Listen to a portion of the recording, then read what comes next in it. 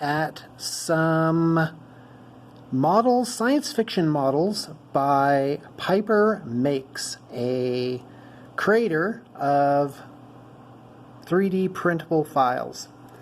And the great thing about Piper Makes is that you can get lots and lots of different options. So, for example, these guys, I chose this unicorn head type thing, but there were 5 other options. So I'm using them as Tau hazard suits for Warhammer 40K, and these are discontinued by Forge World. They were originally Forge World models. They came out in like 2007, I think, something like that, and they can have 3 different types of weapons. One is a fusion gun, which you can see here. The other is a phased ion gun. And then you have the third one are twin-linked burst cannons. And those obviously have 2 burst cannons on either side. And I don't have any of those. So these are now relegated to legends. So they can't be played in tournaments. But they can definitely be played in casual games, which is what I'm doing. And for scale, I have this true scale Terminator, which you can see kind of the size. He's on a 40 millimeter. These guys are on 60 millimeter bases. I want to talk about some of the options here. So first off, in the game, I'm giving them shield generators, which give them a 4-up invulnerable save. And originally, I had thought of putting the shield, which you can see here, on the arm, but it looked a little funny, like with this giant gun, they wouldn't be whipping that shield around and blocking things. So I just put it on their backs, which I think really adds some flavor and color to them.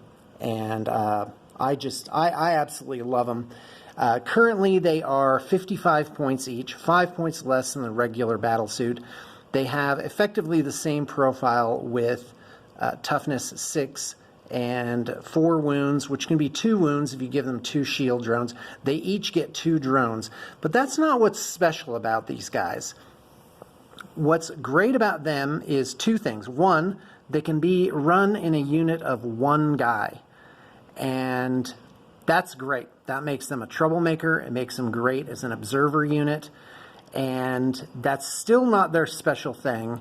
Their most awesome thing is what's called photon casters, which means if they just hit something with their weapon, and they can shoot at 2 separate units for 2 separate guns, if they just hit, then that unit, if it's infantry, is stunned, which is -2 to movement and -2 to charge and advance, which is something the Tau really need, and that makes these guys great synergistic players.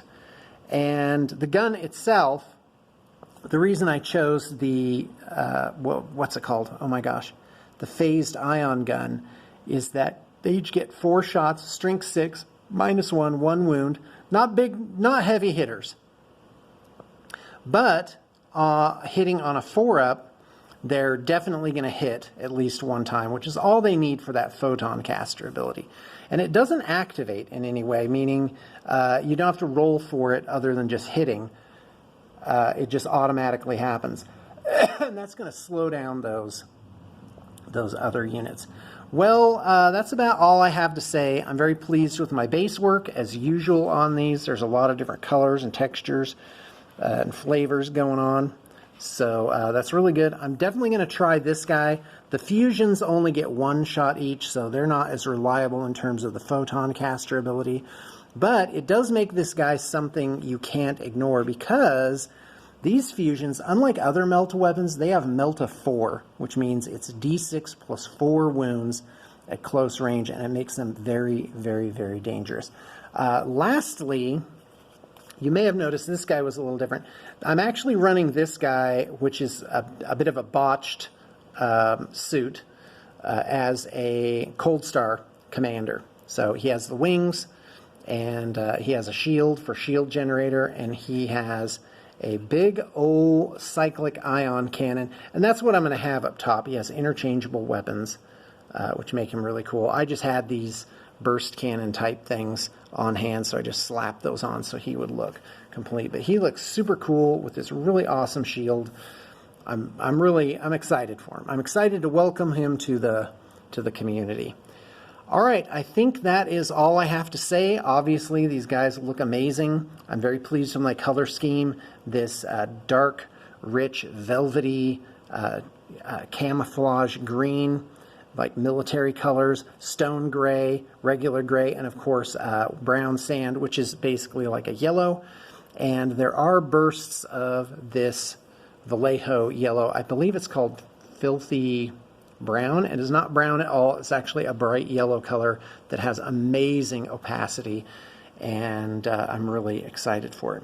All right, well guys, thank you very much for dropping by, and check the liner notes for contact information if you would like us to make something amazing for you.